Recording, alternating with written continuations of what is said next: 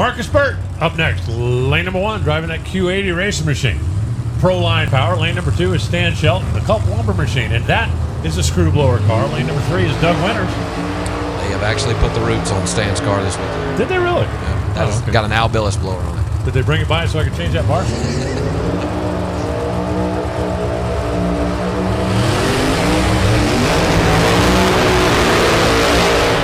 Alan, I was talking earlier about the substitute driver rule. Marcus Birt being one of those this weekend. Jose Gonzalez not able to make it over for the 4 wides this weekend. Asked Marcus Birt if he would be willing to drive it. Marcus, like me, jumped at the opportunity, and it's great to see him out here. Marcus, also one of those small tire and grudge racing heroes back home, and it's cool to see him get his feet wet out here in the NHRA. Well, I don't think there's a whole lot of people that say no if Sidney called and said, hey, look, I need somebody to drive my car for me this weekend. Stan Shelton, huh? He was the first guy to come over here with a screw blower. I guess I'm kind of surprised to see him make the switch. Doug Winters, the Steinar Corporation, that's the car that's in lane number 3, currently number 17. He got bumped out. Those last cars going down the racetrack. And Jason Lee out of Ohio over there in lane number 4. Jason Lee with the FIBA sponsorship across the hood of his number 8 qualified machine right now.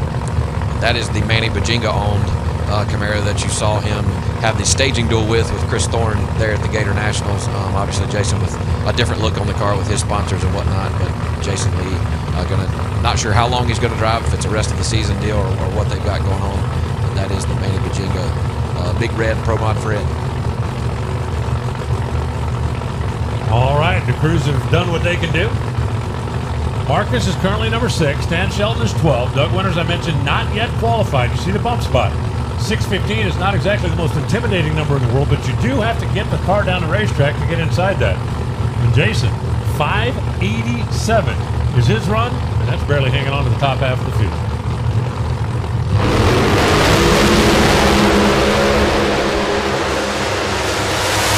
That's looking a little bit better all the way across.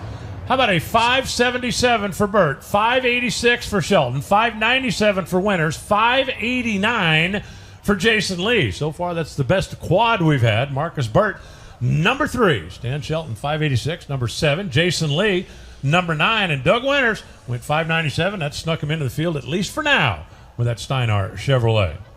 All of a sudden, the bump spot falls down to 609. And while still not the most intimidating number in the world, it's going to be a little tougher if you're not in tonight when you come up tomorrow knowing you got 2 shots at it. And there should be, as what I'm hearing, sun on the racetrack. Oh, somebody clipped a block down there. Let's take another look. I missed that the first time by. Let's go ahead and watch the replay. I guess a parachute got it. Ooh, Doug Winters is way over there. Oh, no. Ooh, no. Yeah, parachute. I believe the parachute got the block down there. Now, if the parachute gets the block, there is no penalty for that. If the car touches it or crosses the center line, there's a penalty. But if the parachute gets it, it's considered out of the driver's control, and I'll let the officials make that call. But I believe he was okay. Yeah, Doug Winters, watching again on that replay, was really hunting over towards the wall down there at the top end of the racetrack, but he's able to keep it at least straight enough to get him in the field for now at 5.97 seconds. Stan Shelton moves up to number 7, and that Culp Lumber crew, they are presenting sponsors for this race, so thank you to those guys for their hospitality tent and all that they've got going on there in the pits. A great group right here in North Carolina.